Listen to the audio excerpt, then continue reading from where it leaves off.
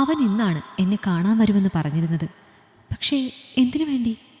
ആ ചോദ്യത്തിനുള്ള ഉത്തരം എൻ്റെ കയ്യിലില്ല. ഉത്തരമില്ലേ എന്ന് ചോദിച്ചാൽ ഉണ്ട്. ഉത്തരമല്ല, വെറും ഊഹങ്ങൾ. അവൻ എന്നോട് പറയാൻ പോകുന്നത് ഞാൻ മനസ്സുകൊണ്ട് ആഗ്രഹിക്കുന്ന കാര്യങ്ങളാകണമെന്ന് അറിയാതെയെങ്കിലും ആഗ്രഹിച്ചു പോകുന്നു. എങ്കിലും ഒരു വേള മനസ്സ് അതിനെ തിരുത്തിക്കൊണ്ടേയിരിക്കുന്നു. എന്തുകൊണ്ട് അവൻ തന്നെ അറിയില്ല. അല്ലെങ്കിലും നമുക്കറിയുന്നതിനേക്കാൾ കൂടുതൽ അറിയാത്ത കാര്യങ്ങളാണല്ലോ. വീശിയടിക്കുന്ന ഉപ്പ് രസമുള്ള കടൽക്കാറ്റിനൊപ്പം കരയെ പുൽകാൻ മത്സരിച്ചെത്തുന്ന തിരകളിലേക്ക് ഇനി എന്ത് എന്ന ചോദ്യവും പേറി അവൾ നോക്കി നിന്നു. കൃഷ്ണന്റെ നടയിൽ പ്രാർത്ഥിച്ച് പൂജാരി നൽകിയ തീർത്ഥം വാങ്ങി അല്പം കുടിച്ചിട്ട് ബാക്കി നെറുകയിൽ ചാർത്തി. ശേഷം പ്രസാദം കൈക്കുമ്പിളിൽ ഏറ്റുവാങ്ങി തിരിഞ്ഞപ്പോഴാണ് എന്നെ നോക്കി നിൽക്കുന്ന ആ ചെമ്പൻ കണ്ണുകൾ ആദ്യമായി എൻ്റെ ശ്രദ്ധയിൽപ്പെട്ടത്. കർപ്പൂരത്തിൻ്റെയും ചന്ദനത്തിരികളുടെയും ഗന്ധത്തിനൊപ്പം അവനിൽ നിന്ന് ഉയർന്നുകൊണ്ടിരുന്ന ചന്ദനത്തിൻ്റെ ഗന്ധവും അപ്പോൾ എന്നെ വലയം ചെയ്തു. നീല കണ്ണുകൾ കണ്ടാൽ അതിനുള്ളിൽ ആർത്തിരമ്പുന്ന ഒരു കടൽ ഒളിപ്പിച്ചു വെച്ചിരിക്കുമെന്ന് തോന്നുന്നത് പോലെ ആ ചെമ്പൻ കണ്ണുകളിൽ ഞാൻ കണ്ടത് ഒരു മരുഭൂമിയുടെ അനന്തതയായിരുന്നു. അതിവിശാലവും ചുട്ടുപഴുത്ത് എപ്പോഴും മണൽക്കാറ്റ് വീശിയടിച്ചുകൊണ്ടിരിക്കുന്ന ദുരൂഹതകൾ നിറഞ്ഞു നിൽക്കുന്ന മരുഭൂമി. എന്താ ഇങ്ങനെ നോക്കുന്നത്? വിരൽ ഞൊടിച്ചുകൊണ്ട് അവൻ മുന്നിൽ വന്ന് നിന്നപ്പോഴാണ് അവൻ്റെ കണ്ണുകളിൽ എൻ്റെ കണ്ണുകൾ കുരുങ്ങിക്കിടക്കുകയാണെന്ന് ഞാൻ തിരിച്ചറിഞ്ഞത്. ആ കണ്ണുകളുടെ അഗാധതയിൽ നിന്നും എൻ്റെ കണ്ണുകളെ മോചിപ്പിച്ചുകൊണ്ട് ചുണ്ടുകളിൽ ചെറുപുഞ്ചിരി വരുത്തി അവിടെ നിന്നും പോന്നപ്പോൾ എൻ്റെ ഹൃദയം ഞാൻ അവനടുക്കൽ മറന്നു വെച്ചിരുന്നു. ഒരിക്കൽ മാത്രം ഞാൻ കണ്ടിട്ടുള്ള ഒരു മുഖം എന്തിന് എന്നെ ഇങ്ങനെ അലോസരപ്പെടുത്തുന്നു എന്ന് പല രാത്രികളിൽ ഉറക്കം കളഞ്ഞ് തിരിഞ്ഞും മറിഞ്ഞും കിടന്ന് ഞാൻ ചിന്തിച്ചിരുന്നു. പിന്നെയും പല ദിവസങ്ങളിൽ അവനെ കണ്ടിരുന്നു. അവനറിയാതെ, അവനെ കാണാതെ കാണുകയായിരുന്നു ഞാൻ. ഒരിക്കൽ പോലും അവൻ നിൽക്കുന്ന ഭാഗത്തേക്ക് നോക്കാതെ ഇരിക്കാൻ എനിക്ക് കഴിഞ്ഞിരുന്നില്ല. അതുമല്ലെങ്കിൽ എൻ്റെ കണ്ണുകൾ എന്നെ വഞ്ചിച്ച് അവനിലേക്ക് നീണ്ടുകൊണ്ടേയിരിക്കുന്നു. അവൻ്റെ സാമീപ്യം ഞാൻ അറിഞ്ഞുകൊണ്ടിരുന്നത് അവൻ അടുത്തെത്തുന്നതിന് മുൻപ് തന്നെ. പനിനീരിൽ കുതിർന്ന ചന്ദനത്തിൻ്റെ ഗന്ധം എന്നെ തേടിയെത്തുമ്പോഴായിരുന്നു. ആരാണവൻ? എന്തിനു വേണ്ടിയാണ് എന്നെ പിന്തുടരുന്നത്? എന്നെപ്പോലെ ഒരു സാധാരണ പെണ്ണിനെ കൊണ്ട് അവൻ എന്താകും സാധിക്കാനുള്ളത്? എല്ലാത്തിനുമുള്ള മറുപടി ഇന്ന് അവനിൽ നിന്നും എനിക്ക് കിട്ടുമായിരിക്കും. പക്ഷെ ഒരു കാര്യം എനിക്കറിയാം, ഞാൻ അവനെ സ്നേഹിക്കുന്നു. അന്ധമായി, അഗാധമായി. അവൻ എന്നെ സ്നേഹിക്കുന്നുണ്ടെങ്കിലും ഇല്ലെങ്കിലും എനിക്കവനോട് പ്രണയമാണ്. പ്രത്യേകിച്ച് ആ ചെമ്പൻ കണ്ണുകളോട്. മണിക്കൂറുകളോളം ആ കണ്ണുകളിൽ ലയിച്ചിരിക്കാൻ എൻ്റെ ഹൃദയം തുടിക്കുന്നുണ്ട്.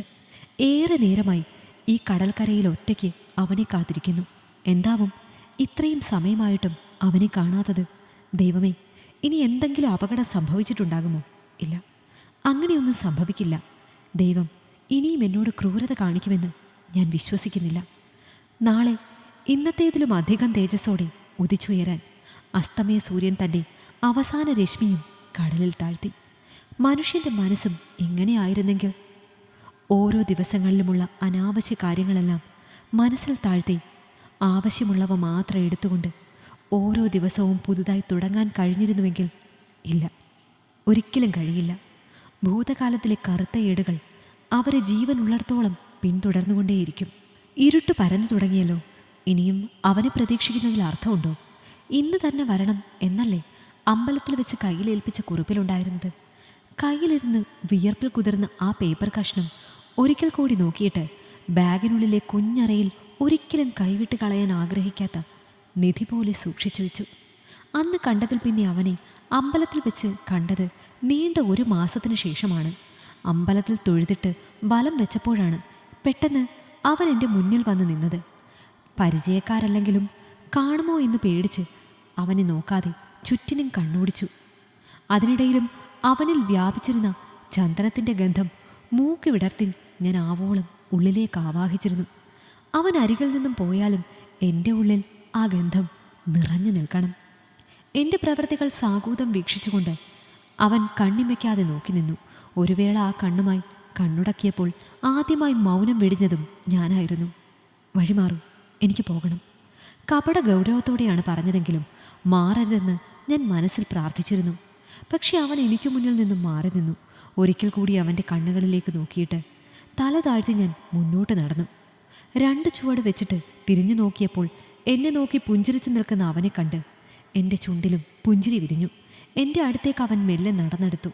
വലത്തെ കൈ പിടിച്ചുയർത്തി അതിലേക്ക് ഒരു കുറിപ്പ് വെച്ച് തന്നിട്ട് എന്നെ കടന്നുപോയി. തിരിഞ്ഞു നോക്കാതെ തന്നെ അവൻ അമ്പലത്തിൽ നിന്നും പോയി കഴിഞ്ഞെന്ന് എനിക്ക് മനസ്സിലായി. കാരണം അവനിൽ എന്നെ മയക്കുന്ന ചന്ദനഗന്ധം അകന്നു പോയി കഴിഞ്ഞിരുന്നു. പിന്നെ ഒരു കാത്തിരിപ്പായിരുന്നു. അതിനൊടുവിലാണ് ഇവിടെ എത്തി നിൽക്കുന്നത്. സന്ധ്യയായി തുടങ്ങി. ഇനിയും നിൽക്കുന്നതിൽ അർത്ഥമില്ല. മണിക്കൂർ 2 അവനെയും കാത്ത് ഈ കടൽക്കരയിൽ നിൽപ്പ് തുടങ്ങിയിട്ട്. തിരികെ വീട്ടിലേക്ക് പോകാനായി ബസ്സിൽ കയറിയപ്പോൾ കണ്ണുകൾ നിറഞ്ഞു തുളുമ്പിയിരുന്നു. എന്തുകൊണ്ടവൻ വന്നില്ല? ഉത്തരമില്ലാത്ത ചോദ്യമായി. വീണ്ടും അവൻ എൻ്റെ മനസ്സിൻ്റെ ഒരു മൂലയിലേക്ക് ഒതുങ്ങുകയാണോ? പേരെന്താണെന്നറിയില്ല, എവിടെ നിന്ന് വന്നുവെന്നോ എങ്ങോട്ട് പോകുന്നുവെന്നോ അറിയില്ല, അവൻ്റെ പരിചയക്കാരെയും അറിയില്ല. പിന്നെ എങ്ങനെ ഞാൻ അവനെ കണ്ടുപിടിക്കും? ബസ് നീങ്ങി തുടങ്ങിയിരുന്നു. ചുറ്റുമുള്ളവർ ശ്രദ്ധിക്കുന്നുവെന്ന് തോന്നിയപ്പോൾ കണ്ണുനീർ അമർത്തി തുടച്ച് സീറ്റിന് മുന്നിലെ കമ്പിയിൽ തലവെച്ച് കുനിഞ്ഞു കിടന്നു. കുട്ടി, ഇറങ്ങാനുള്ള സ്റ്റോപ്പായി. കണ്ടക്ടർ പറഞ്ഞത് കേട്ട് ഞെട്ടി എഴുന്നേറ്റ് ഹാൻഡ് ബാഗും കയ്യിലെടുത്ത് പുറത്തേക്കിറങ്ങി. നന്നായി ഇരുട്ട് വീണു തുടങ്ങിയിരുന്നു. മെയിൻ റോഡ് കഴിഞ്ഞ് ഇടവഴിയിലേക്ക് കടന്നപ്പോൾ ഹൃദയമിടി പുച്ഛത്തിലായി. ഇനിയുമുണ്ട് ഏറെ ദൂരം നടക്കാൻ. ആരൊക്കെയോ പിന്തുടരുന്നുണ്ടെന്ന തോന്നലിൽ ഇടയ്ക്കിടെ തിരിഞ്ഞു നോക്കി. നീ എവിടെയായിരുന്നു ഇത്ര നേരം? പെട്ടെന്ന് മുന്നിൽ നിന്ന് വന്ന ചോദ്യത്തിൽ ആദ്യം ഒന്ന് പകച്ചു പോയെങ്കിലും ധൈര്യത്തിൽ മുഖമുയർത്തി നോക്കി. ബാഗിനുള്ളിൽ കൈയിട്ട് പേനാക്കത്തിയിൽ പിടിമുറുക്കി. മദ്യത്തിൻ്റെ ഗന്ധം മൂക്കിലേക്ക് ഇരച്ചു കയറി. എന്താടി മോളെ, ചോദിച്ചത് കേട്ടില്ലേ? ഇന്ന് ഏതവനോടൊപ്പമായിരുന്നു പൊറുതിയെന്ന്. വഴിയെന്ന് മാറ്, എനിക്ക് പോകണം. അങ്ങനെ അങ്ങ് പോയാലോ? നിനക്ക് ഈ പരിസരത്തുള്ള ഞങ്ങളെയൊന്നും പോരെ? അവൾ ഒരുങ്ങിക്കെട്ടി ആണിനെ തപ്പാനങ്ങ് ടൗണിൽ പോയിരിക്കുന്നു. മര്യാദയ്ക്ക് സംസാരിക്കണം. അച്ഛനില്ലെന്നേ ഉള്ളൂ. ഞാനും അമ്മയും മാനം മര്യാദയ്ക്ക് ജീവിക്കുന്നവരാണ്. ഓഹോ, നിന്റെ തള്ളയുടെ ചരിത്രമൊന്നും ഇങ്ങോട്ട് വിളമ്പണ്ട. നിന്റെ തന്തേക്കൊന്ന് കെട്ടിത്തൂക്കിയത് നിന്റെ തള്ളയാണെന്നാണ് നാട്ടുകാർ പറയുന്നത്. എൻ്റെ അമ്മയെക്കുറിച്ച് പറയാൻ നിനക്കൊക്കെ എന്ത് യോഗ്യതയുള്ളത്? ആദ്യം പോയി നിൻ്റെയൊക്കെ കുടുംബം നന്നാക്കാൻ നോക്ക്. വേണമെന്ന് വെച്ചിട്ടല്ലെങ്കിലും അമ്മയെക്കുറിച്ച് പറഞ്ഞപ്പോൾ കേട്ട് നിൽക്കാൻ കഴിഞ്ഞില്ല. നീ മോളെ, കുറേ നാളായി ഞാൻ നിന്നെ നോട്ടോട്ട് നിന്റെ പുറകെ കൂടിയിട്ട്. നിനക്ക് നിന്റെ തള്ളയ്ക്കും തോന്നിവാസം കാണിക്കാം. പറയാൻ വരുന്ന ഞങ്ങൾക്കാ കുറ്റം അല്ലേ? ദയവ് ചെയ്ത് മാറി നിൽക്ക്. എനിക്ക് പോകണം. എൻ്റെ അമ്മ വീട്ടിൽ ഒറ്റയ്ക്കാണ്. അവിടെ നിൽക്കടി. ഒരവസരം കിട്ടിയിട്ട് നിന്നെപ്പോലൊരു പെണ്ണിനെ ഒന്ന് തൊടുകയെങ്കിലും ചെയ്യാതെ വിട്ടുകളഞ്ഞാ പിന്നെ ജീവിതത്തിൽ എനിക്ക് സമാധാനം കിട്ടില്ല. മാറിലേക്ക് നീളുന്ന അവൻ്റെ കണ്ണുകളിലെ ആർത്തി കണ്ട് ശരീരത്തിൽ പുഴുവരിക്കുന്നത് പോലെ അവൾ പൊളഞ്ഞു. ഇവിടെ വാടി. അവളുടെ ദേഹത്തിൽ തൊടുന്നതിന് മുൻപ് തന്നെ ബാഗിൽ നിന്നും വലിച്ചെടുത്ത കത്തി അവൻ്റെ കയ്യിൽ തുളച്ചു കയറിയിരുന്നു. ഇരുട്ടിനെ വകഞ്ഞു മാറ്റി മുന്നോട്ടേക്ക് ഓടിയപ്പോൾ ഇതുവരെ അറിയാത്ത ഒരാളുടെ കുറിപ്പ് കൊണ്ട് കടൽക്കരയിൽ പോയി സമയം കളഞ്ഞതിനെ മനസ്സാൽ ശപിച്ചു. ഇനി ഇതിൻ്റെ പേരിൽ എന്തൊക്കെ അനുഭവിക്കേണ്ടി വരും എൻ്റെ കൃഷ്ണ. 2 വയസ്സുള്ളപ്പോൾ അച്ഛൻ ഒരു കത്തെഴുതി വെച്ച് എന്നെയും അമ്മയെയും തനിച്ചാക്കി ആത്മഹത്യ ചെയ്തു. എന്തിനാണ് അച്ഛൻ അങ്ങനെ ചെയ്തതെന്നുള്ള ചോദ്യത്തിന് ഇപ്പോഴും ഉത്തരം കിട്ടിയിട്ടില്ല. എന്നെയും മാറിലടക്കി ഭർത്താവിൻ്റെ മരണത്തിന് കാരണക്കാരിയായവൾ എന്ന ആക്ഷേപവും സഹിച്ച് ദിവസങ്ങളോളം അമ്മ കണ്ണുനീർ വാർത്തിരുന്നു. ഒടുവിൽ നെഞ്ചിലെ പാല് പറ്റിയപ്പോഴാണ് എൻ്റെ വിശപ്പടക്കണമെങ്കിൽ അമ്മ തന്നെ ശ്രമിക്കണമെന്ന ബോധം അമ്മയ്ക്കുണ്ടായത്. ആ ദിവസം അമ്മ കണ്ണുനീർ തുടച്ചതാണ്. എല്ലാവരുടെയും മുന്നിൽ തങ്ങളെ ഒറ്റയ്ക്കാക്കി അത്രയും നാൾ കൂടെ കഴിഞ്ഞിട്ടും ഒരു വാക്കുപോലും പറയാതെ ഒരു തുണ്ട് കയറിൽ ജീവനൊടുക്കിയ ഭർത്താവിനെ ഇനി ഓർക്കുക പോലും ചെയ്യില്ലെന്ന് അന്നമ്മ ശപഥമെടുത്തു. വളർച്ചയുടെ ഓരോ ഘട്ടങ്ങളിലും അച്ഛനില്ലാത്ത വിഷമം അറിയിക്കാതെ ഇരിക്കാൻ പാടുപെടുന്ന അമ്മയെ കണ്ടാണ് ഞാൻ വളർന്നത്. വീടുകളിൽ വിഴുപ്പലക്കിയും വീട്ടുജോലി ചെയ്തും ജീവിതത്തിൻ്റെ അങ്ങറ്റം ഇങ്ങറ്റം കൂട്ടിമുട്ടിക്കാൻ പെടാപ്പാടുപെടുന്ന 2 സ്ത്രീ ജന്മങ്ങളായിപ്പോയി ഞങ്ങൾ. രാത്രിയിൽ തട്ടുമുട്ടും കാരണം ഉറങ്ങാറില്ല. വെളുപ്പിനാണ് ഒന്ന് കണ്ണടയ്ക്കാറ്. ആൺതുണയില്ലാതെ 2 സ്ത്രീകൾ മാന്യമായി ജീവിച്ചാലും സമൂഹത്തിലെ ഒരു വിഭാഗം അവരെ മോശക്കാരായി മാത്രമേ കാണാൻ ശ്രമിക്കൂ. അങ്ങനെയുള്ളവരിൽ ഒരുത്തനാണ് ഇപ്പോൾ എന്നെ ആക്രമിക്കാൻ ശ്രമിച്ചത്. ഇതിൽ നിന്നെല്ലാം അവനിലൂടെ ഒരു മുക്തി നേടാൻ കഴിയുമെന്ന് വെറുതെ മനസ്സ് മോഹിച്ചു പോയി. അർഹതയില്ലാത്തതൊന്നും ആഗ്രഹിക്കാൻ പാടില്ലെന്ന് വീണ്ടും ജീവിതം തെളിയിച്ചിരിക്കുന്നു. ജീവിതത്തിലേക്ക് ഉത്തരമില്ലാത്ത കടന്നു വന്ന മറ്റൊരു ചോദ്യമായി അവനും മാറി. അവനിലേക്കുള്ള ദൂരം ഒരിക്കലും കൂട്ടിമുട്ടാത്ത 2 സമാന്തര രേഖകൾ പോലെയാണെന്ന് എനിക്ക് മനസ്സിലായി. അല്ലെങ്കിലും ചില പ്രണയങ്ങൾ അങ്ങനെയാണ്. ജീവിതത്തിൽ സുഗന്ധം പരത്തിക്കൊണ്ട് തഴുകി തലോടിപ്പോകുന്ന ഒരു മന്ദമാരുതനെ പോലെ ആയിരിക്കും. അവനെക്കുറിച്ച് അങ്ങനെ വിശ്വസിക്കാനാണ് ഞാൻ ശ്രമിച്ചത്. പിന്നീട് ഒരിക്കൽ പോലും അവനെ കാണാൻ കഴിഞ്ഞില്ല. അവനെക്കുറിച്ച് ഓർക്കുമ്പോഴെല്ലാം ഒരേ സമയം വേദനയും പ്രണയവും മനസ്സിൽ വന്നു നിറയും. അവൻ്റെ ഓർമ്മകളും ഗന്ധവുമെല്ലാം എനിക്ക് സുഖമുള്ള ഒരു നോവായിരുന്നു. ദിവസങ്ങൾ കടന്നുപോയി. മോളെ, അമ്മയ്ക്കൊരു കാര്യം പറയാനുണ്ട്. പതിവില്ലാത്ത മുഖവുര കണ്ടപ്പോഴേ കാര്യം നിസാരമല്ലെന്ന് മനസ്സിലായി. എന്താമ്മേ? അത് നിന്റെ അച്ഛൻ പോയതിനു ശേഷം ഇത്രയും കാലം നിന്നെ ഒരു കുറവും വരാതെയാണ് ഞാൻ സംരക്ഷിച്ചത്. എൻ്റെ ചെറുപ്പത്തിലാണ് നിന്റെ അച്ഛൻ മരിച്ചത്. എന്നിട്ട് കൂടി നിന്റെ സുരക്ഷ കരുതി മറ്റൊരു ജീവിതത്തെക്കുറിച്ച് ഞാൻ ആലോചിച്ചിട്ട് കൂടിയില്ല. അതൊക്കെ എനിക്കറിയാവുന്ന കാര്യങ്ങളല്ലേ അമ്മേ? ഇപ്പം നിനക്ക് നിന്റെ കാര്യങ്ങൾ നോക്കാനുള്ള പ്രാപ്തിയായി. കാര്യങ്ങൾ ഏകദേശം എനിക്ക് മനസ്സിലായി തുടങ്ങിയിരുന്നു. അമ്മ കാര്യം എന്താണെന്ന് വെച്ചാൽ പറയും. അത് മോളെ, ഞാൻ ജോലിക്ക് നിൽക്കുന്ന വീട്ടിലെ സാറിൻ്റെ ഭാര്യ മരിച്ചതായിരുന്നു. 2 കുട്ടികളുണ്ടായിരുന്നു. 2 കല്യാണം കഴിഞ്ഞ് ഭർത്താവിൻ്റെ വീട്ടിലാണ്. അതുകൊണ്ട് മോളെ, നീ നിൻ്റെ ജീവിതം നോക്കി പോയി കഴിഞ്ഞാൽ പിന്നെ അമ്മ ഒറ്റയ്ക്കാവില്ലേ? അദ്ദേഹം എന്നോട് ചോദിച്ചു. അദ്ദേഹത്തിൻ്റെ ഭാര്യയായി അവിടെ നിന്നുകൂടെ എന്ന്. എന്നിട്ട് അമ്മ എന്തു പറഞ്ഞു? അമ്മയ്ക്ക് സമ്മതമാണോ? വാക്കുകളിലെ ഇടർച്ച മറച്ചു വെച്ചുകൊണ്ട് അമ്മയുടെ മുഖത്തേക്ക് നോക്കി. ഞാൻ മോളോട് ആലോചിച്ചിട്ട് പറയാമെന്ന് പറഞ്ഞു. എന്തായാലും നിന്നെ സുരക്ഷിതമായ കൈകളിൽ ഏൽപ്പിച്ചതിന് ശേഷം മാത്രമേ അമ്മ ഒരു തീരുമാനത്തിലെത്തൂ. അമ്മയുടെ വാക്കുകൾ നൽകിയ വികാരം എന്താണെന്ന് വേർതിരിച്ചറിയാൻ കഴിഞ്ഞില്ല. ദേഷ്യമാണോ, വെറുപ്പാണോ, സഹതാപമാണോ, അതോ ഇനിയെങ്കിലും അമ്മയ്ക്ക് നല്ലൊരു ജീവിതം കിട്ടുന്നതിലുള്ള സന്തോഷമാണോ? നാളെ മോളെ കാണാൻ ഒരാൾ വരുന്നുണ്ട്. അമ്മയെല്ലാം അന്വേഷിച്ചു. എന്തുകൊണ്ടും നല്ല ബന്ധമാണ്. അമ്മ പറഞ്ഞത് ഞെട്ടലോടെ കേട്ടിരിക്കാൻ മാത്രമേ എനിക്ക് കഴിഞ്ഞുള്ളൂ. ആദ്യം മനസ്സിൽ ഓടിയെത്തിയത് അവൻ്റെ ചെമ്പൻ കണ്ണുകളാണ്. അമ്മേ, എനിക്ക് പെട്ടെന്നൊരു കല്യാണത്തിന്. പെട്ടെന്നൊന്നും അല്ലല്ലോ, നാളെ വന്ന് കണ്ടിട്ട് പോട്ടെ. പിന്നീട് പറയുന്നതൊന്നും കേൾക്കാൻ കൂട്ടാക്കാതെ അമ്മ പോയി. രാവിലെ താല്പര്യമില്ലാതെ ഇരുന്നിട്ടും അമ്മയുടെ നിർബന്ധപ്രകാരം ഒരുങ്ങി നിന്നു. 2 പേർ വന്നു. അമ്മയുടെ സംസാരത്തിൽ നിന്നും ഒരാൾ അമ്മയെ വിവാഹം ചെയ്യാൻ താല്പര്യപ്പെട്ട ആളാണെന്ന് മനസ്സിലായി. 2ാമത്തെ ആൾ എന്നെ കാണാൻ വന്നതും 2 ആൾക്കും ചായ കൊടുത്തതിനു ശേഷം തല ഉയർത്തി ഒന്ന് നോക്കി. ഒരാൾ പാൻസും ഷർട്ടും ഒക്കെ ഇട്ട് മുടിയൊക്കെ കറുപ്പിച്ച് ക്ലീൻ ഷേവായിട്ടിരിക്കുന്നു. മറ്റേയാളുടെ വേഷം മുണ്ടും ഷർട്ടുമാണ്. മുഖത്താകെ കുറ്റി രോമങ്ങൾ നിറഞ്ഞിട്ടുണ്ട്. തലയിൽ അവിടെ ഇവിടെ നര കയറി തുടങ്ങി. കണ്ണുകളിൽ വിഷാദഭാവം നിഴലിച്ചിരിക്കുന്നു.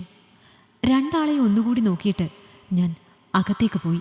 ജനൽ കമ്പിയിൽ പിടിച്ച് പുറത്തേക്ക് കണ്ണു നട്ടിരുന്നപ്പോൾ പുറകിൽ പദവിന്യാസം കേട്ട് തിരിഞ്ഞു നോക്കി. മുണ്ട് ഷർട്ടും ധരിച്ചയാൾ അകത്തേക്ക് വന്ന് എൻ്റെ അരികിലായി നിന്നു. കുട്ടി എനിക്കിഷ്ടമായി.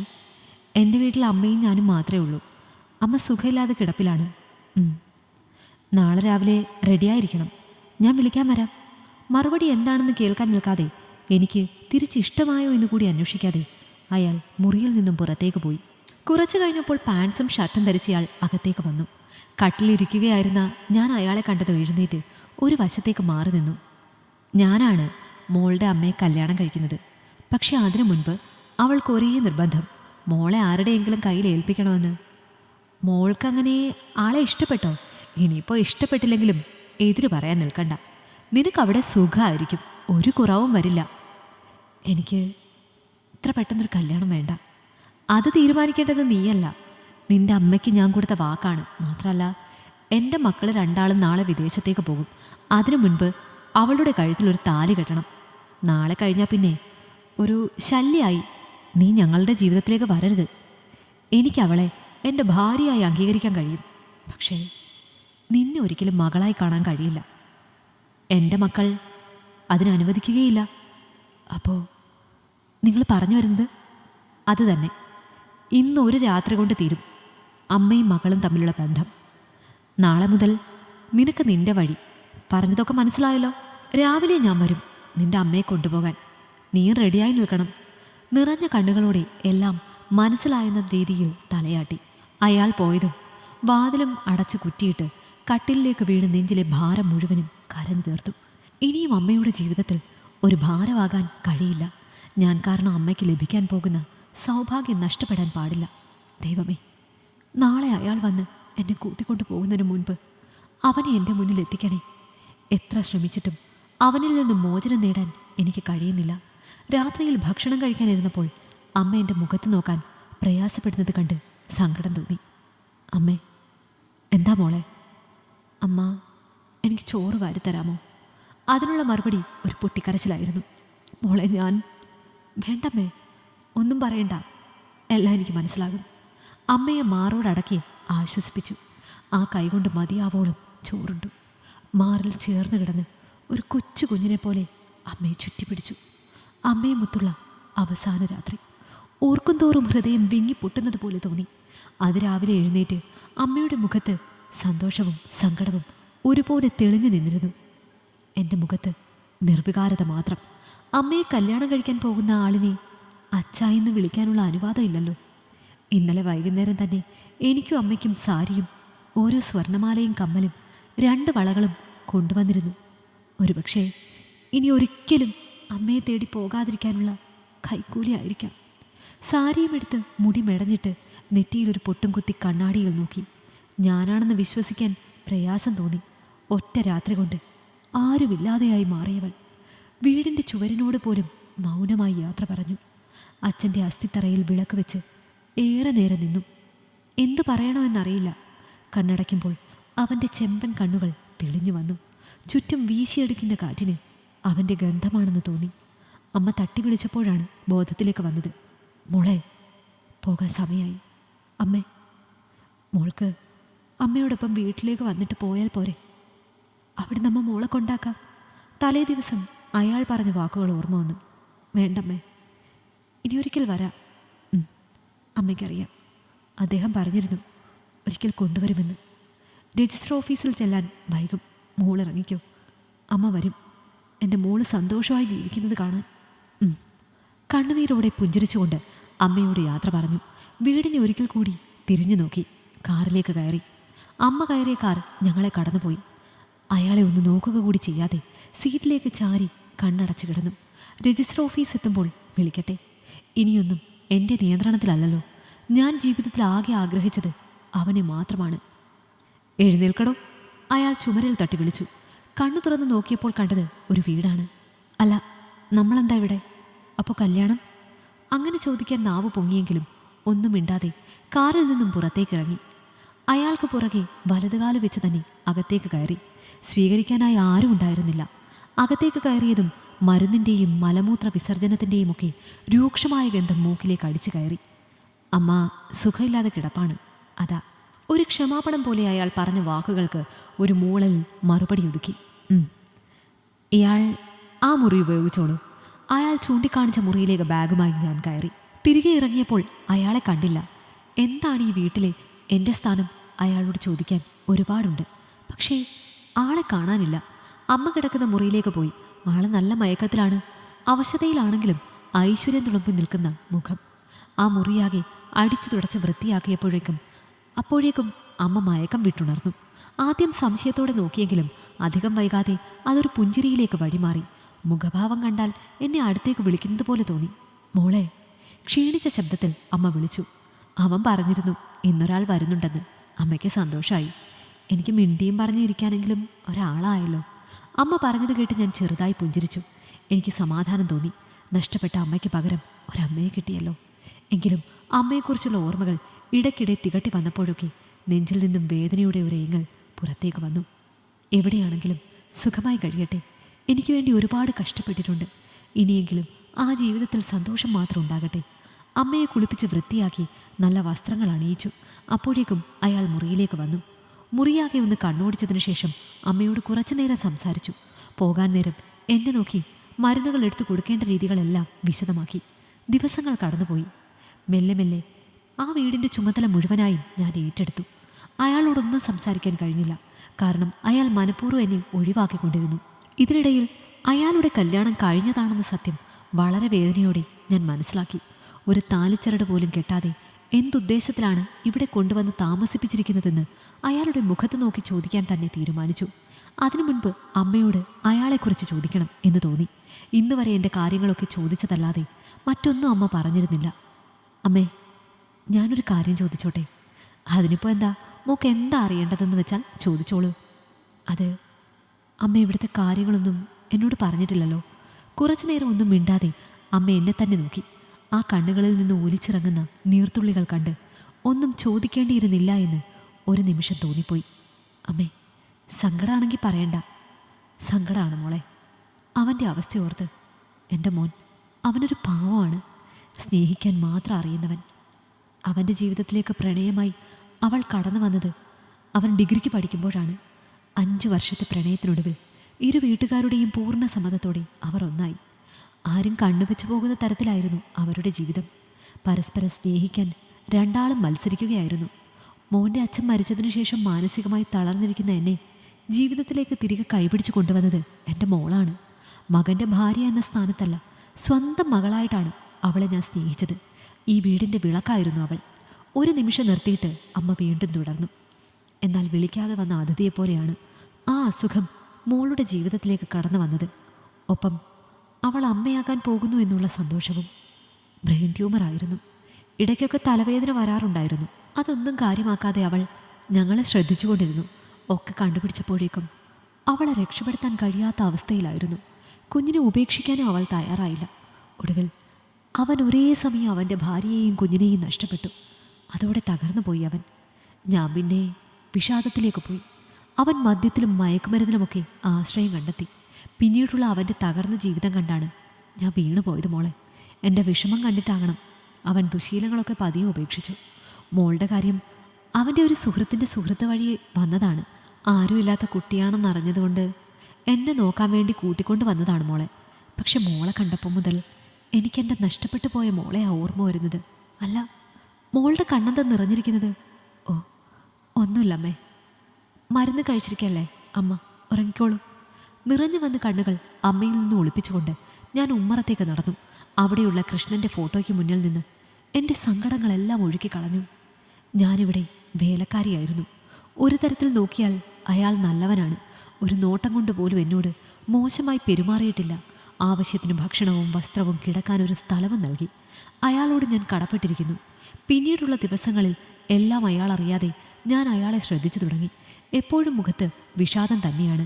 വീട്ടിലുള്ളപ്പോൾ മിക്കപ്പോഴും ഒരു ഫോട്ടോയിൽ നോക്കി ഇരിപ്പാണ്. ഒരിക്കൽ മാത്രം ആ ഫോട്ടോ ഒന്ന് കാണാൻ കഴിഞ്ഞു. ഐശ്വര്യം തുളുമ്പുന്ന മുഖം, ആര് കണ്ടാലും നോക്കി നിന്നു പോകുന്ന സൗന്ദര്യം. ഒരു നിമിഷം ഞാനും മതിമറന്ന് ആ ഫോട്ടോയിലുള്ള പെൺകുട്ടിയെ നോക്കി നിന്നു. അന്നാണ് അയാൾ ആദ്യമായി എന്നോട് ദേഷ്യപ്പെട്ടത്. ആ ഫോട്ടോ പിടിച്ചു വാങ്ങി എന്നെ നോക്കിയ നോട്ടം ഇപ്പോഴും ഓർമ്മയുണ്ട്. ഭാഗ്യം ചെയ്ത പെൺകുട്ടിയാണവൾ. ഒരിക്കലും തിരികെ കിട്ടില്ലെന്നറിഞ്ഞിട്ടല്ലേ അയാൾ അവളെ സ്നേഹിക്കുന്നത്. അമ്മ അതേ അവസ്ഥയിൽ തന്നെ തുടർന്നു. ഇടയ്ക്കൊക്കെ ക്ഷേത്രത്തിൽ പോകാനുള്ള അനുവാദം അയാളോട് ചോദിച്ചു വാങ്ങി. പഴയതുപോലെയല്ല ഇപ്പോൾ. ഇടയ്ക്കൊക്കെ മുഖത്ത് നോക്കി ചിരിക്കാറുണ്ട്. വീടിനടുത്ത് എൻ്റെ ആഗ്രഹം പോലെ ഒരു കൃഷ്ണക്ഷേത്രം ഉണ്ടായിരുന്നു. കഴിയുന്ന ദിവസങ്ങളിലെല്ലാം ഞാൻ അവിടെ പോയി പ്രാർത്ഥിക്കും. എൻ്റെ പ്രാർത്ഥനയിൽ മുഴുവനും അവൻ മാത്രമായിരുന്നു. കാണാമറയത്തിരിക്കുന്ന അവന് വേണ്ടി ഞാൻ എന്തിനാണ് പ്രാർത്ഥിക്കുന്നതെന്ന് എനിക്ക് മനസ്സിലായില്ല. അതിനുശേഷം ഞാൻ അവനെ കണ്ടിട്ടേയില്ല. ഒരിക്കൽ കൂടി ഒന്ന് കാണാൻ വല്ലാത്ത ആഗ്രഹം തോന്നി. ആ ഗന്ധം ഒരിക്കൽ കൂടി എന്നെ വന്ന് മൂടിയിരുന്നെങ്കിൽ എനിക്കറിയാം അവൻ വരും. എൻ്റെ കാത്തിരിപ്പ് വെറുതെ ആവില്ല. അമ്മയുടെ മരണം അപ്രതീക്ഷിതമായിരുന്നു. ആ ദിവസങ്ങളിൽ അയാൾ വളരെ അസ്വസ്ഥനായിരുന്നു. ചടങ്ങുകൾ കഴിഞ്ഞ് ദിവസങ്ങളോളം അയാൾ മുറിയിൽ നിന്ന് പുറത്തേക്ക് ഇറങ്ങിയില്ല. പുറത്തേക്ക് വന്ന ദിവസങ്ങളിലെല്ലാം കുടിച്ച് ലെക്കുകെട്ടാണ് അയാൾ വീട്ടിലേക്ക് വന്നത്. വാതിൽ തുറന്നു കൊടുക്കുമ്പോൾ കുറേ നേരം നിർനിമേഷനായി എന്നെ നോക്കി നിൽക്കും. ശേഷം അകത്ത് കയറി വാതിലടയ്ക്കും. ഞാൻ തീർത്തും ആ വീട്ടിൽ ഒറ്റപ്പെട്ട ദിവസങ്ങളായിരുന്നു പിന്നീടുള്ളത്. ഞാനെന്ന വ്യക്തി അവിടെ ഉള്ളതായി പോലും അയാൾ ഭാവിച്ചില്ല. അങ്ങനെ ഒരുപാട് ദിവസങ്ങൾക്ക് ശേഷം ഒരു ദിവസം പൂർണ്ണ ബോധത്തോടെ അയാൾ വീട്ടിലെത്തി. വാതിൽ തുറന്നു കൊടുത്തിട്ട് പതിവ് പോലെ ഞാൻ മാറി നിന്നു. നിനക്കിവിടെ നിന്നും പോകണമോ? പെട്ടെന്നുള്ള അയാളുടെ ചോദ്യം കേട്ട് എന്തു പറയണമെന്നറിയാതെ ഞാൻ ഞെട്ടിപ്പോയി. ഇവിടെ നിന്നും ഇറങ്ങേണ്ടി വരുന്ന ഒരവസ്ഥയെക്കുറിച്ച് ചിന്തിച്ച് നോക്കാൻ പോലും ഭയമാകുന്നു. ചോദിച്ചത് കേട്ടില്ലാന്നുണ്ടോ? അത് എനിക്ക് ആരുമില്ല. ഇവിടെ തന്നെ ഒരു ജോലിക്കാരിയായി ഞാൻ നിന്നോളാം. മറുപടിയൊന്നും നൽകാതെ അയാൾ എഴുന്നേറ്റ് മുറിയിലേക്ക് കയറി. വാതിലടയ്ക്കുന്നതിന് മുൻപ് ഒരിക്കൽ കൂടി മുഖം ഉയർത്തി നോക്കി. ഞാൻ നാളെ രാവിലെ ഒരു യാത്ര പോകും. 2 ദിവസം കഴിഞ്ഞിട്ടേ തിരികെ എത്തൂ. പിറ്റേന്ന് രാവിലെ അയാൾ പോയി. അയാളില്ലാത്ത 2 ദിവസങ്ങൾ 2 യുഗങ്ങൾ പോലെയാണ് തോന്നിയത്. 2 ദിവസം കഴിഞ്ഞിട്ടും ആളെ കണ്ടില്ല. പിറ്റേന്ന് വരുമെന്ന് സമാധാനിച്ചു. പക്ഷെ 5-ാം ദിവസവും വരാതെ ആയപ്പോൾ ഭയം മനസ്സിനെ പിടികൂടി. ഇനി എന്തെങ്കിലും സംഭവിച്ചു കാണുമോ? അയാളെ കാണാതെ ഇനി ഒരു ദിവസം കൂടി എനിക്ക് അതാലോചിക്കാനേ കഴിഞ്ഞില്ല. കഴിഞ്ഞുപോയ 1 വർഷത്തിനിടയിൽ അയാൾ എനിക്ക് ആരൊക്കെയോ ആയി മാറിയിരുന്നു എന്നാണ് സത്യം. ഒരു ഉൾക്കിടലത്തോടെ ഞാൻ മനസ്സിലാക്കി, ഇനിയൊരിക്കലും അയാൾ വരില്ലേ. എന്നെ ഉപേക്ഷിച്ച് പോയതാണോ? ഇല്ല, അങ്ങനെ അയാൾ ചെയ്യില്ല. നേരം കഴിയുന്തോറും ഒരു മരണവീടിൻ്റെ മുഖത അവിടെ തളം കെട്ടി നിൽക്കുന്നതായി എനിക്ക് തോന്നി തുടങ്ങി. കാൽമുട്ടുകളിൽ മുഖം പൂഴ്ത്തിയിരുന്ന് ഇരുട്ട് നിറഞ്ഞ മൂലയിലിരുന്ന് നിശബ്ദം ഞാൻ അയാൾക്ക് വേണ്ടി കണ്ണീർ വാർത്തു. അർദ്ധരാത്രി കഴിഞ്ഞപ്പോൾ വാതിലിൽ മുട്ടുകേട്ട് ഞാൻ ഞെട്ടിപ്പിടഞ്ഞെണീറ്റു. തട്ടിൻ്റെ കൂടെ അയാളുടെ ശബ്ദം കൂടി കേട്ടപ്പോൾ പുതുജീവൻ കിട്ടിയ പ്രതീതിയായിരുന്നു. ഓടിപ്പോയി വാതിൽ തുറന്നു. 5 ദിവസം കൊണ്ട് അയാൾ ആകെ മാറിപ്പോയിരുന്നു. മുഖമടച്ചൊരടി കൊടുക്കാനാണ് ആദ്യം തോന്നിയതെങ്കിലും സ്വയം നിയന്ത്രിച്ചു. ഒന്നും മിണ്ടാതെ തിരികെ മുറിയിലേക്ക് കയറാൻ പോയ എന്നെ അയാൾ പുറകിൽ നിന്നും കെട്ടിപ്പിടിച്ചു. അപ്രതീക്ഷിതമായ ആ നീക്കത്തിൽ ഒരു നിമിഷം ശ്വാസം പോലും നിലച്ചു നിന്നുപോയി. പിൻകഴുത്തിൽ അയാളുടെ ചൂട് ശ്വാസം തട്ടിയപ്പോൾ ശരീരം മുഴുവനും വെട്ടിവിറച്ചു. കുറച്ചുനേരം ഒന്നും മിണ്ടാതെ ആ നിൽപ്പ് തുടർന്നു. ഒടുവിൽ എന്നെ വിട്ട് മുറിയിൽ കയറിയ അയാൾ വാതിലടച്ചു. എന്തിനെന്നറിയാതെ നേരം വെളുക്കുവോളം കാൽമുട്ടുകളിൽ മുഖം അമർത്തി ഞാൻ കരഞ്ഞു. അതിരാവിലെ എഴുന്നേറ്റ് കുളിച്ച് പതിവിന് വിപരീതമായി നന്നായി ഒരുങ്ങി സങ്കടങ്ങളെല്ലാം കണ്ണനോട് പങ്കുവയ്ക്കാനായി ക്ഷേത്രത്തിലേക്ക് തിരിച്ചു. ക്ഷേത്രത്തിലേക്ക് കാലെടുത്ത് വെച്ചപ്പോൾ തന്നെ ഹൃദയം വല്ലാതെ മിടിക്കുന്നുണ്ടായിരുന്നു. പ്രാർത്ഥിച്ച് തിരിയുന്നതിന് മുൻപ് തന്നെ ചന്ദനത്തിൻ്റെ ഗന്ധം എന്നെ വലയം ചെയ്തു. നിറ കണ്ണുകളോടെ കണ്ണുകൾ ഉയർത്തി കണ്ണനെ ഒന്ന് നോക്കിയ ശേഷം ദീർഘമായി ഒന്ന് നിശ്വസിച്ചുകൊണ്ട് തിരിഞ്ഞു നോക്കി. ചുണ്ടുകളിൽ നിറപുഞ്ചിരിയുമായി കണ്ണുകളിൽ കുസൃതി ഒളിപ്പിച്ച് അവൻ നിൽക്കുന്നു. അവനെ കണ്ട സന്തോഷമാണോ അതോ ഇതുവരെ കാണാൻ സാധിക്കാതെയിരുന്ന വിഷമമാണോ എന്നറിയില്ല. കണ്ണുകൾ നിയന്ത്രണമില്ലാതെ നിറഞ്ഞൊഴുകി. അവനെ മറികടന്ന് പോകാൻ പോയതും അവൻ കയ്യിൽ പിടിച്ച് മുന്നിലേക്ക് നീക്കി നിർത്തി. ഒരു കാര്യം മാത്രം, മുഖം ഉയർത്തി നോക്കിയെങ്കിലും അവൻ്റെ കണ്ണുകളിൽ നോക്കാതെയിരിക്കാൻ പ്രത്യേകം ശ്രദ്ധിച്ചു. പോരുന്നു എൻ്റെ കൂടെ? മറുപടിയൊന്നും നൽകാതെ അവൻ്റെ കൈ പിടിവിച്ച് ഞാൻ തിരിഞ്ഞു നടന്നു. ഇയാൾ താമസിക്കുന്ന സ്ഥലം എനിക്കറിയാം. ഞാൻ വീട്ടിലേക്ക് വരാം, അവൻ പുറകിൽ നിന്നും വിളിച്ചു പറഞ്ഞു. വീട്ടിലേക്ക് ചെന്ന് കയറിയപ്പോൾ കണ്ടത് മുന്നിൽ തന്നെ എന്തൊക്കെയോ കത്തിച്ചുകൊണ്ട് നിൽക്കുന്ന അയാളെയാണ്. എൻ്റെ മുഖത്ത് നോക്കിയൊരു പുഞ്ചിരി സമ്മാനിച്ചു. ഞാനും ഒന്ന് ചിരിച്ചിട്ട് അകത്തേക്ക് നടന്നു. പോകുന്ന പോക്കിൽ ഞാൻ കണ്ടിരുന്നു തീനാളങ്ങൾ വിഴുങ്ങുന്ന ആ ഫോട്ടോയിൽ കണ്ട മനോഹരമായ മുഖം. അകത്തേക്ക് കയറിയ ഞാൻ അതുപോലെ തിരികെ ഇറങ്ങി. അതെ, അവൻ വാക്ക് പാലിച്ചിരിക്കുന്നു. ഉമ്മറത്ത് അയാളോട് സംസാരിച്ചു കൊണ്ടിരിക്കുന്നുണ്ട്. അമ്മയെ നോക്കാനല്ലേ ഇവളിവിടെ വന്നത്? ഇപ്പോൾ അമ്മ മരിച്ചില്ലേ? അതായത് ഇവിടുത്തെ ജോലി കഴിഞ്ഞു. ഇനി ഇവളെ ഞാൻ കൊണ്ടുപോയിക്കൊള്ളട്ടെ. ഒരിക്കൽ അതിനായി ശ്രമിച്ചതാണ്. പക്ഷേ ഒരപകടം കാരണം കഴിഞ്ഞില്ല. പിന്നീട് പല സ്ഥലങ്ങളിലും അന്വേഷിച്ചാണ് ഒടുവിൽ ഇവളെ കണ്ടെത്തിയത്. അവൾക്ക് സമ്മതമാണെങ്കിൽ കൊണ്ടുപോയിക്കോളൂ. അത്രയും പറഞ്ഞ് അയാൾ അകത്തേക്ക് പോയി. നിന്റെ സാധനങ്ങൾ മാത്രം എടുത്തിട്ട് വരൂ. അവൻ പറഞ്ഞത് കേട്ട് യാന്ത്രികമായി കാലുകൾ അകത്തേക്ക് ചലിച്ചു. അടഞ്ഞുകിടക്കുന്ന വാതിലിന് നേർക്ക് അല്പനേരം നോക്കി നിന്നു. കാലിനടിയിലെ മണ്ണൊലിച്ചു പോകുന്നത് പോലെ തോന്നി. ഏറെ നേരം തട്ടി വിളിച്ചിട്ടാണ് അയാൾ വാതിൽ തുറന്നത്. എന്താ, നീ ഇതുവരെ പോയില്ലേ? അയാളെ തള്ളി മാറ്റി ഞാൻ ആ മുറിയിലേക്ക് കയറി. എന്നോട് പോകരുതെന്ന് പറഞ്ഞൂടെ? അതിന് എനിക്കെന്തധികാരം? നിങ്ങൾ എന്നെ പ്രണയിക്കുന്നില്ലേ? മുഖത്തേക്ക് നോക്കാതെ അയാൾ തല താഴ്ത്തി നിന്നു. ഇല്ലെന്ന് കള്ളം പറയണ്ട. അനാഥയായ എന്നെ കൊണ്ടുവന്ന് ഒരു പോറൽ പോലും പറ്റാതെ ഇത്രയും നാൾ സംരക്ഷിച്ച നിങ്ങളെ ഉപേക്ഷിച്ച് എനിക്ക് ഒരിടത്തേക്കും പോകണ്ട.